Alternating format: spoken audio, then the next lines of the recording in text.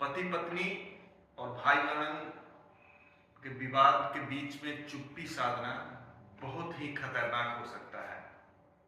आज हम इसी पे बात करने वाले हैं। आपको एक वाक्य बताता हूं जो कुछ दिन पहले की है। कुछ ऐसा हुआ, एक पति पत्नी में अनबन हो गई और हर पति पत्नी में तो अनबन होते ही रहता है। पर ये कुछ ऐसा हुआ कि दोनों ने बातें करना बंद कर दी। अब ये सामने दोनों में अनबन हुई तो फिर दोनों रात में चुपचाप बिना खाना पीना खाए हुए अलग अलग दोनों सो गए। रात गई, बात गई, पर नहीं, ऐसा नहीं हुआ। फिर जब सुबह हुई तो पत्नी भी अपना नियमित काम, जो साफ सफाई, सुबह का नाश्ता वो बनाने लगी। पति भी अपना फ्रेश होकर के तैयार हुआ और बिना कुछ खाए पिए ऑफिस के लिए चला गया। यहाँ तक कि लंच भी नहीं लिया और पत्नी ने भी कुछ नहीं बोला, तुम नाश्ता कर लो या लंच लेते जाओ। ये छोटी सी बात को लेकर के जो अनबन हुआ वो इतना आगे बढ़ गया कि उसको बीच बचाव करना पड़ा और फिर कैसे बहुत मशक्कत मुश्किल से इन्हें सुलझ कराया गया।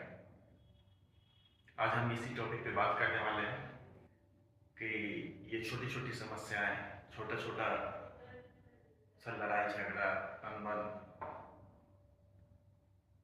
जो एक बहुत विकराल रूप ले लेता है, उसे हम कैसे सुलझाएं। सबसे पहली बात कि हमें यह समझना होगा कि आखिर ये जो लड़ाई झगड़ा होता है, ये जो अनबन होती है, ये आखिर क्यों होता है, इसका मेन समस्या क्या है। और कोई भी समस्या का समाधान मौन व्रत नहीं होता। सबसे पहली बात इसको हमें समझना होगा। और ये आप सब जानते हैं कि जब कोई मौन धारण कर लेता है तो उसके अंदर डर, अविश्वास, अकेलापन और चिंता पनपने लगता है और वो अपने आप को बहुत अकेलापन महसूस करता है और जो कभी कभी बहुत बड़ी अवसाद का रूप ले लेता है। ऐसे में घर के सदस्यों को चाहिए कि वो इन लोगों की आपसी मतभेद और जो दोनों ने मौन व्रत धारण कर रखा है, वो मौन व्रत को तोड़ने में उनकी सहायता करें। मौन व्रत करने से कुछ नहीं होता। जब उन्हें जो भी घर में हैं, भाई बहन, माता पिता, जो भी पति पत्नी,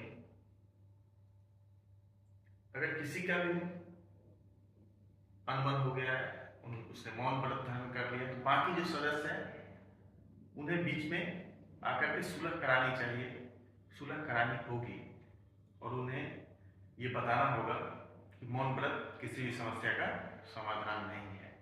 और वो लोग आपस में जब तक बातें नहीं करेंगे, दोनों एक दूसरे की बातों को समझेंगे नहीं, तब तक समस्या का समाधान नहीं हो सकता। जब हम आपस में अपनी समस्या को रखेंगे, एक दूसरे की भावनाएं को साझा करेंगे, तभी रिश्ता मधुर हो सकता है। और दूसरी बात, हम ये जानने और समझने की कोशिश करेंगे कि आखिर ये जो मनमुटाव या मतभेद एक दूसरे में हुआ, वो आखिर क्यों हुआ।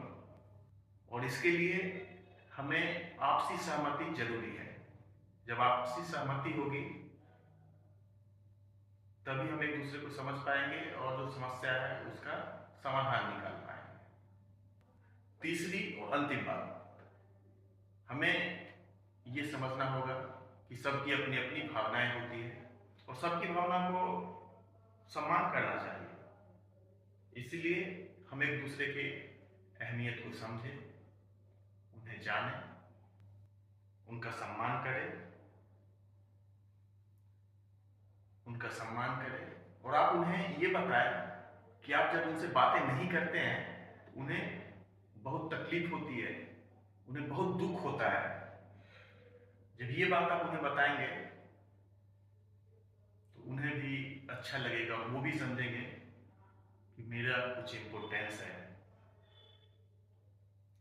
और उस समय होता ऐसा है, जो पति हो या पत्नी, जो भी या जो भी रिश्तेदार, मतलब जिससे भी अनबन हुई है, तो मान लीजिए मुझसे हुआ है तो मैं सोचूंगा अरे उससे पहले मैं कैसे बोलूं। वहां पे थोड़ा ईगो पे आता है, मैं उसके सामने झुक जाऊं, मैं बोलने में पहल करूं। लेकिन दोस्तों, कोई भी रिश्ता से ईगो ऊपर नहीं होता, इसलिए अपने ईगो को आप ताक पे रखिए और पहल कीजिए।